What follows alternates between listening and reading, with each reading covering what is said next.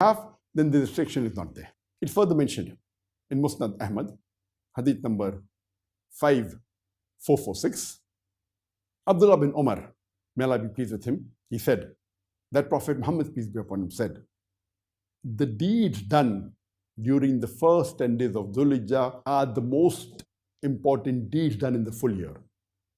And that's the reason you should say the tahleel, the takbeer, and tahleel is la ilaha illallah. Takbeer is Allahu Akbar. Tahmeed is Alhamdulillah.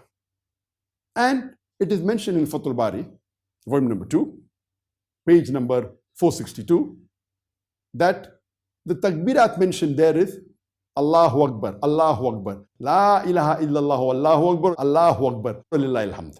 That Allah is the greatest. Allah is the greatest. Allahu Akbar, Allahu Akbar. La ilaha illallah, Allahu Akbar. There is no